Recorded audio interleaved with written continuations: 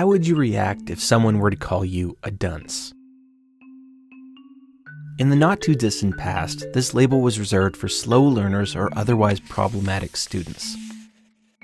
An offending student would be fitted with a cone-shaped dunce cap, which symbolized that student's stupidity and shame. But did you know that that wasn't always the case? In fact, at one time, it meant just the opposite. To find the origins of the label dunce and the associated cap, we need to look to the medieval world, back to one of the most influential theologians and philosophers of his day, John Duns Scotus. Born in mid-13th century Scotland, we don't know much about his early years, but historians believe that he studied at the University of Oxford. He was ordained in 1291 and became a university professor, first in Paris and later in Cologne. He died in 1308. During his lifetime, he made a number of contributions to metaphysics and the nature and existence of God. His followers became known as Dunsmen. In the centuries following Scotus's death, those who continued to subscribe to these perspectives were increasingly seen as narrow-minded.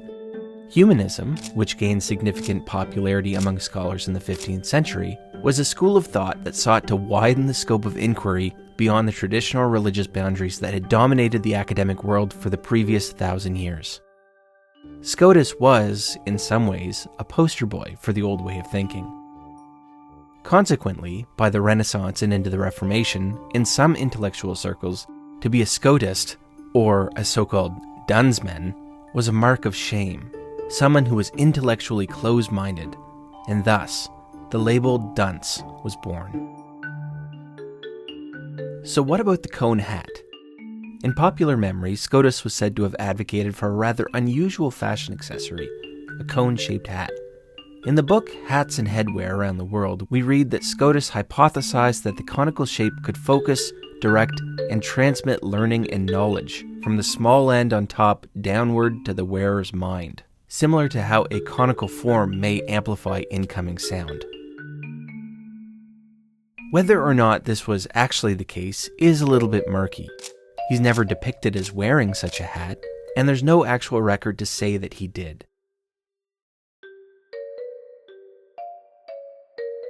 What we do know, however, is that in the medieval world, a cone-shaped hat was a symbol of wrong thinking or shame.